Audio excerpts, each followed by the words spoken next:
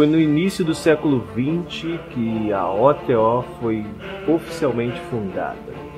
Sua estrutura estava baseada sobre os movimentos e tradições e muitos conhecimentos que desenham a maçonaria, a Ordem Rosa Cruz, o gnosticismo primitivo e até mesmo o movimento iluminista do século XVIII e XIX. Hoje iremos conhecer a história da Ordem Templo Oriente.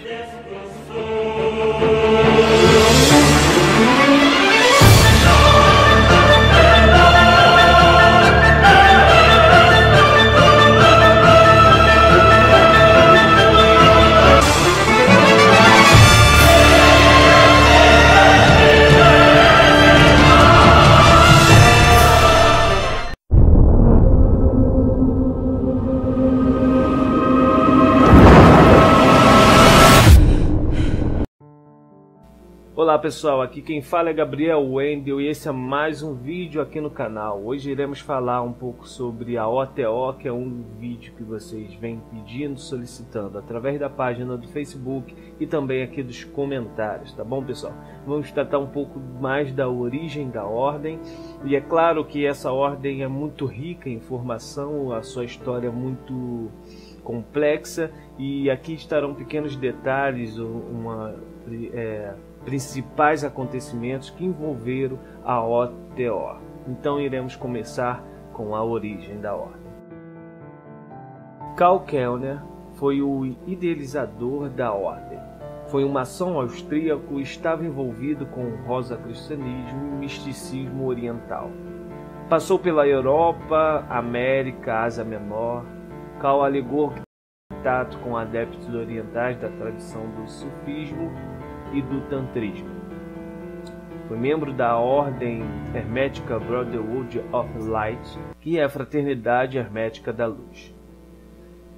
Com toda essa gama de conhecimento, Karl acreditou ter descoberto a chave que revela todos os mistérios da maçonaria, pessoal. Foi então que iniciou um movimento chamado Academia Maçônica, que tinha a intenção de transmitir os maçons de diversas potências as chaves do mistério para a interpretação de todos os ritos maçônicos.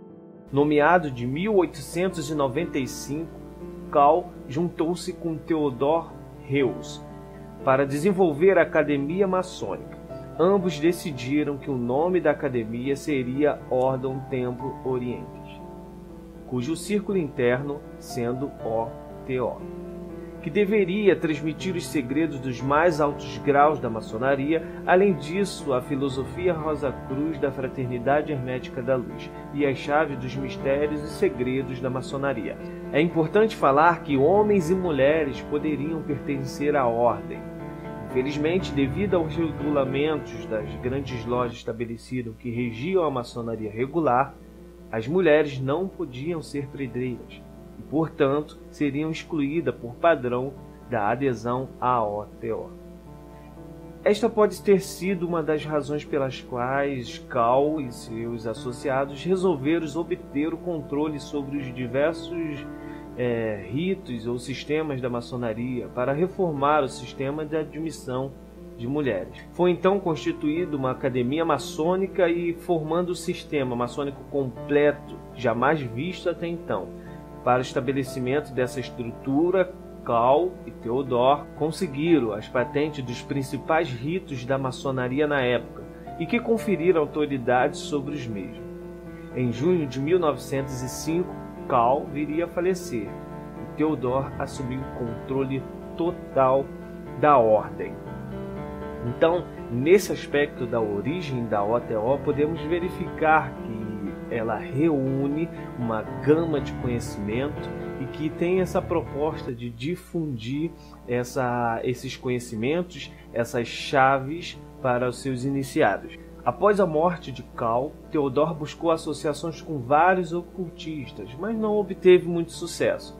Foi então em 1910, em uma viagem à Inglaterra, Theodor conheceu e patenteou Aleister Crowley com os 3 primeiros graus da OTO.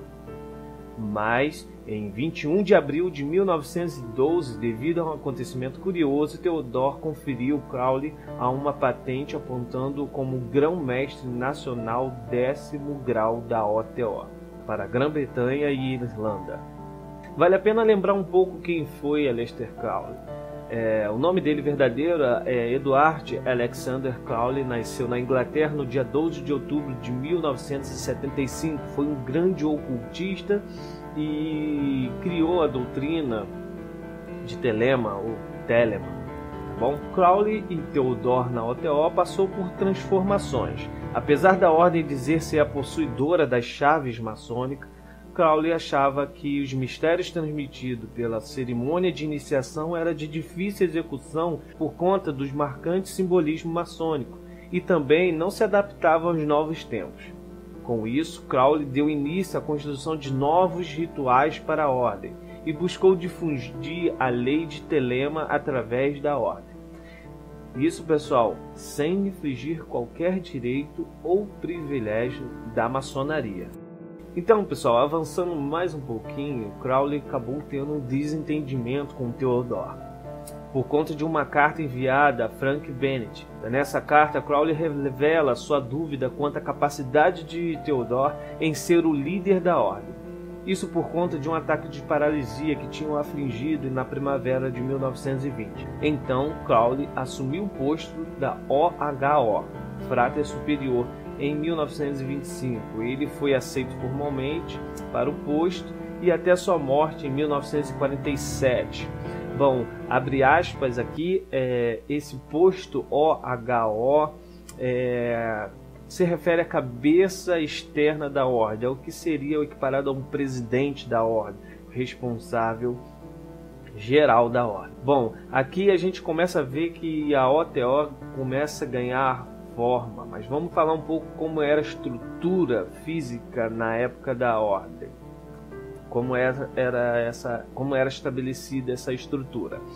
Bom, a OTO, em primeira loja oficialmente fundada, foi a loja Agape em Vancouver, Canadá, em 1915, e a segunda loja foi inaugurada em 1935. Porém, no fim da Segunda Guerra, apenas a loja Agape número 2 permanecia operante. Isso porque as comunicações internacionais ficaram cada vez mais perturbadas, as viagens civis eram limitadas. Claro, pessoal, outras consequências da guerra. Todos os pequenos grupos da OTO na Europa se extinguiram. Na Inglaterra, nenhum trabalho em nome da OTO foi realizado desde 1917. Fora a loja Agape nos Estados Unidos, não havia mais iniciações da OTO no mundo. E ela seria a pedra de fundação da OTO moderna, chefiada por Grande Louis McMurtry. Bom, em 1943, Crowley pessoalmente patenteou McMurtry com o 9º grau da OTO, conferindo-lhe o título de Grande Inspetor Geral Soberano da Ordem. Em cartas enviadas diretamente a McMurtry, Crowley deixou claro sua intenção em vê-lo no posto OHO da Ordem após a morte de James. James era a maior autoridade da Ordem depois de Crowley. Aos olhos de Crowley, McMurtry possuía os requisitos necessários para ser o líder da OTO, principalmente por sua experiência com a guerra. Em 1946, Crowley emitiu documentos emergenciais em favor de McMurtry, o que lhe dava o controle total das atividades da OTO na Califórnia e no mundo, uma vez que somente existia a loja Agape como o único corpo funcional da ordem. Estes documentos emergenciais eram de conhecimento de James. No entanto, temendo que algo pudesse ocorrer de errado com a sucessão de McMurtry, Crowley colocou outros membros sob aviso, patenteando-os também com documentos emergenciais. Posteriormente, isso seria um dos maiores problemas no estabelecimento da OTO. Muitos foram os sucessores que, munidos de documentos emergenciais, se proclamaram líder da Ordem Templo Oriente.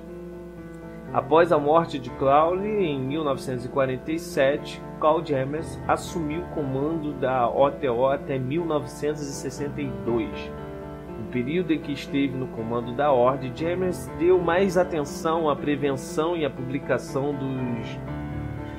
dos escritos de Crowley do que no estabelecimento da OTO formalmente no mundo. Jammers apenas patenteou um acampamento da Ordem para operar até o 3º grau em Londres, na Inglaterra, sob a liderança de Kenneth Grant. No entanto, em 20 de julho de 1955, Jammers expulsou Kenneth por sua associação com a Fraternidade Saturni e pelas modificações feitas nos rituais de iniciações sem sua prévia autorização. Porém, Kenneth Grant não deu atenção à expulsão de Jammers e continuou operando uma loja em seu nome, que batizou de Loja Nova Ida. Posteriormente, após a morte de Jammers, também de posse de um documento emergencial, Grant se proclamou líder da OTO e passa a designá-la como OTO Tifoniana. Bom, e como ficou o posicionamento, o McMurtry nessa história toda? A gente vê que Kenneth possuía uma certa posição na ordem e logo foi expulso, mas depois de muita pressão por parte dos antigos membros da loja Ágape por volta de 1960, James autorizou McMurtry a formar um pequeno grupo de iniciados aptos a receberem novos candidatos a iniciações. Mas eventos inesperados levaram McMurtry a se mudar da Califórnia, afastando-se temporariamente dos trabalhos da ordem. Os eventos que envolvem a morte de James mergulharam a ordem em dias negros. Ele não elegeu nenhum sucessor e muitos membros da extinta loja Ágape, como McMurtry, por exemplo, só ficaram sabendo de sua morte anos depois. De posse de documentos emergenciais conferido por Crowley, diante dos acontecimentos que mergulharam a ordem em dias negros, McMurtry assumiu o posto de califa da OTO, tal como especificado nas cartas de Crowley. Em junho de 1969 nascia oficialmente o califado, ou o que conhecemos como a OTO moderna. As primeiras iniciações ocorreram no fim de 1969 e início de 1970. E em 1971, a Ordem Templo Oriente estava legalmente registrada no estado da Califórnia. Em 1977, McMurtry conferia iniciações em sua casa, onde oficialmente nasceu o primeiro grupo da OTO moderna.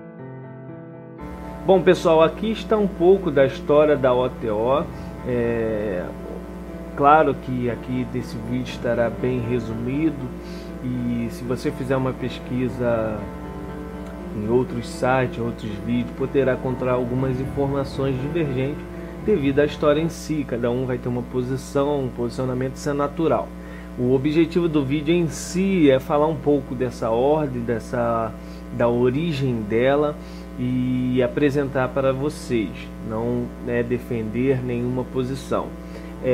No entanto, eu queria aproveitar esse momento para agradecer o Fernando Liguri, que me auxiliou muito para montar esse roteiro, e eu queria sugerir vocês, aos meus inscritos, que querem saber um pouco mais sobre essa filosofia, sobre essa ordem.